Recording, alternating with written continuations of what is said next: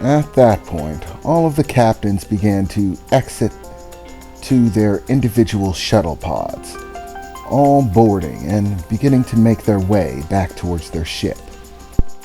While on board one of these shuttle pods, an interesting course of events was beginning to unfold.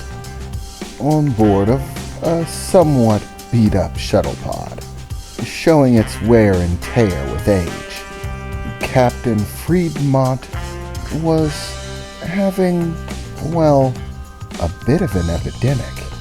That bitch! Fucking know-it-all little tree hugger, Friedmont said, punching one of the storage pods firmly, denting it in. I hate her. I hate her little guts. I hate that little smile on her freaking face. Oh, look at me. I'm Captain Angeli. I have a super advanced ship that can change states. I have a brilliant plan that everyone should listen to. Fucking know-it-all uppity bitch. Showing up on the scene to show me up in every way imaginable. She has a better ship than me, has a better plan than me, gets more respect than me, and all from some nobody captain with no reputation. It's as if this bitch crawled right out of hell just to piss me off. Okay, Friedmont, calm yourself the hell down. Breathe. Nope, breathing's not working, he said to himself as he turned around, kicking another storage pod, warping the metal out of place as he did, curling part of the storage pod in on itself. Okay, that's a bit better. Might have thrown the servos in my leg out a bit, but feeling much better. I only wish it was her face. So, everybody's going with her plan. The only question is what the hell to do about it. If I plan to take her ship, then there's no way that everyone's gonna sit back and let me do it. If she's the hero of this freaking war, they'll side with her. So, what are you gonna do, Friedmont? What's the plan of action? He said, scratching his head as he began to pace back and forward on board the shuttle, as a member of his crew piloted them back to their ship. Oh, now there's an idea, Friedmont said, beginning to develop a nice smirk on his face. But I suppose nice and menacing are a bit different. It's perfect. In order for that little missile barrage to work, they have to send multiple ships out in different directions, firing them simultaneously into the asteroid belt. Chances are they're going to have the most heavy-duty ships loaded with them, which means the Tier 3 ships, of which there are only 4, one of which is mine, which leaves only 2 missiles remaining in order to threaten the Hadrian device once it shows up, which means that at least 2 of the ships are going to have an excess of 1 baryton missile after the planned event on the asteroid belt. So all I have to do is make sure that I'm one of those ships. Make sure that I get loaded with one of the extra baryton missiles. Then we can have ourselves a little malfunction. If the Dalathorn device does show up, I'd blow that damn thing to hell. No, that would be too obvious. People would obviously suspect that I destroyed it on purpose. But if the enemy destroys it, that's another thing entirely. All I gotta do is make contact, stage a little fight, pretend that I was scanning the asteroid belt, out somewhere on a patrol, and they jumped me, just like they did the other ships. A few of them managed to get on board, steal one of the baryton missiles, and I can work out a little deal with them. All I gotta do is convince them that those are the only 2 we had, that the primary plan was just to threaten the Hadrian device once it showed up, and by taking one of the missiles, we can't do it anymore. Then, after they have possession of the missile, I call and inform them that we made a backup plan. That they're going to be planting a Delethorn device on the surface of the planet. That it's due to arrive in the system soon.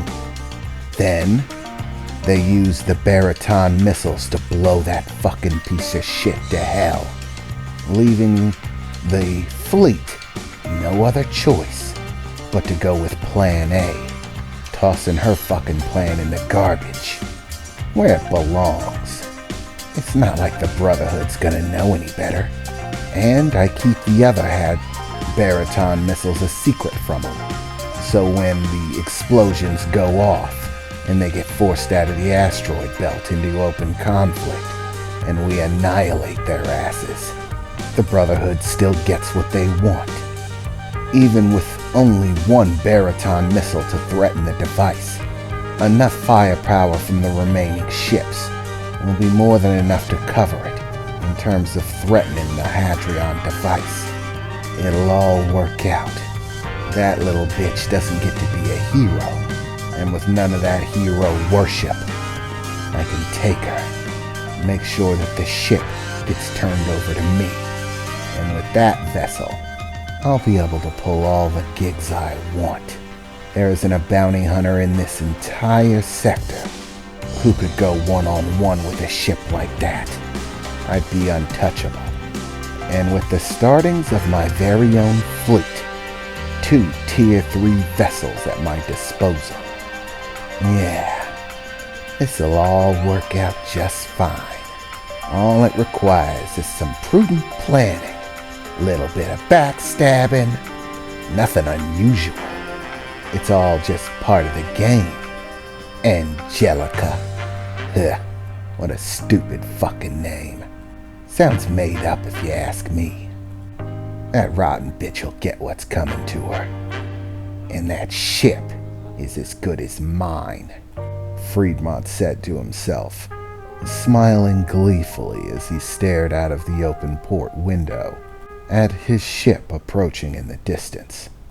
Make this shit snappy. We got things to do, Friedmont said, as they approached the docking bay for their ship. Meanwhile, on board the exovol, Mika was just docking their combat shuttle, and she was making her exit from the back, as Dolus was there to greet her. Welcome back aboard, Captain. How did the meeting go? Does this fleet have a course of action? Yeah, surprisingly, things went pretty well, Mika said, smiling. I even got to suggest a plan of action that I think they're leaning towards. If all goes well, we'll be able to end this conflict within a few weeks. And then Friedmont is going to be left out in the cold. Well, that's very good, Captain. I'm glad to hear it. I would love a more full briefing of the strategic events, so that I can get all the crewmates up to date. Yes, of course, Dolus, Mika replied, brushing some of her hair back and past her shoulder, as it was getting in her face a bit. This hair is so much more tedious than my regular look. I wish I could tie it up, but I don't want Friedmont to be able to know who I am, and if I start readjusting my hair in the same way that I used to, he might get savvy to it. So for now, I have to wear it down. Speaking of which, Friedmont was a little bit too argumentative during our little meeting. It seems that he's developed a distaste for me, even in this state.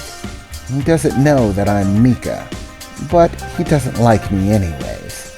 Knowing him, he's most likely on an ego trip at this moment, thinking that I showed him up. He doesn't like to be outdone by women. It puts a hair in his craw, so to speak. And loyalty is not a strong suit of his. His specialties tend to be backstabbing, double talk, and deceit. Based on his current behavior, my guess is that he's working on a plan to try to do something shifty. I can't be sure of what, but the chances are he most likely wants to do me in already. His little invitations to party and have revelry with his crew seemed a bit too friendly for him. It's not the type of thing that he usually does. I was suspicious about it from the gate, but his behavior only reaffirms it. He's definitely up to something, Mika said as she began to walk back in towards the inner segments of the ship, Dolus following beside her. So, what do you intend to do about this? If this Captain Friedmont Daredman does in fact have some sort of malicious intent, it cannot go unanswered. Do you intend to simply wait for him to strike? Absolutely not. That would be foolishness. I have the resources to work against him, so I should. Friedmont will make his moves, and I'll make mine. He wasn't a fan of my mission suggestion, so I'd probably start with ensuring the safety of the new piece of equipment that our side of the war is going to be ordering. But that's not enough. There are still too many variables in this war. Too many different things that Friedmont might try to take advantage of. I need a more solid line. Something that'll give me an in. Oh, Mika said as she stopped walking in the corridors. Dolus having to pull a quick stop himself, turning around as Mika stopped walking so that he could face her. Something come to mind, Captain? Well, it's a bit gross. To be honest, I think I just thought a little bit like Friedmont, which disgusts me to no end. But I suppose I did pick up a bit of connivingness from him while I was on board his ship. Friedmont wants to get the inside track on us. That's most likely why he suggested that we have intership cooperation. So, let's give it to him. We have the schematics to make Agurian-class warheads, don't we? Yes, Captain. As well as the material for a smattering of them. They're an exceptionally powerful missile type. However, in terms of material, they're quite costly, which is why we haven't been making any, Dolus replied. Why do you ask, Captain? Because I want you to make up about 20 of those warheads. What? 20 of those warheads would significantly drain on our supplies. I know they're powerful, but do you really need that many of them? Yes, absolutely, Mika said, a smile on her face. But we're not going to be keeping them. We're going to be giving them away. What? Dolus shouted, breaking away from his usually calm exterior. Captain, that would be a terrible idea. Those are exceptionally powerful weapons. Who are you giving them to? Well, to Friedmont, of course.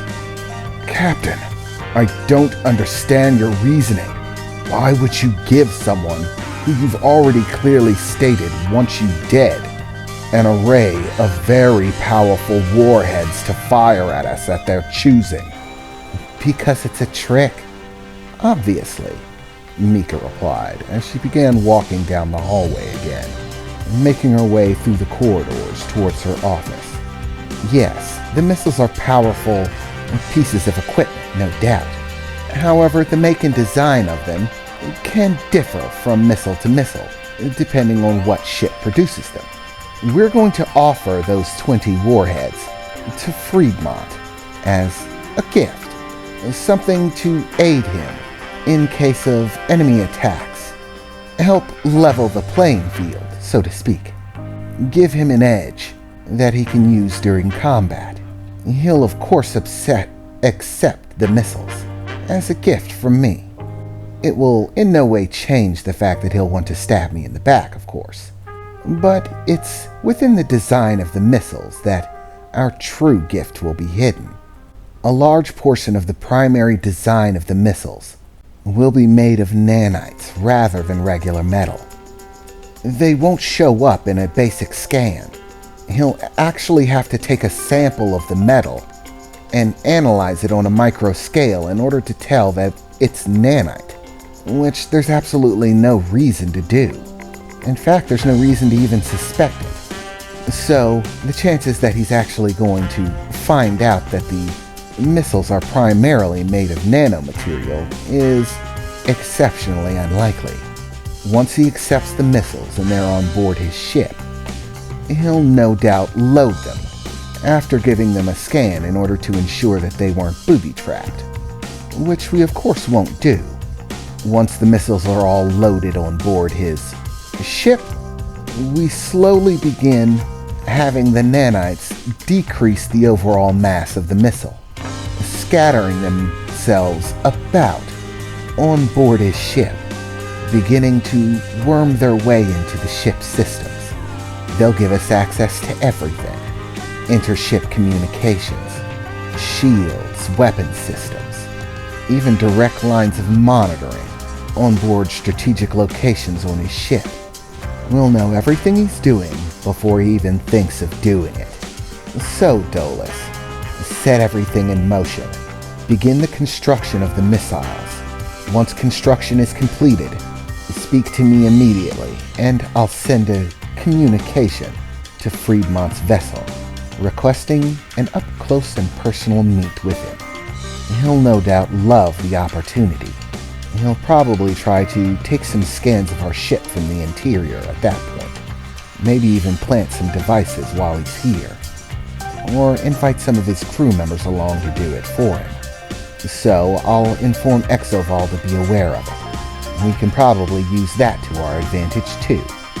Make him think he's got more on us than he really does. Meanwhile, me and Captain Friedmont can have a sit-down, so I can give him his Trojan gift, so to speak, Mika said, as they finally made their way into her office.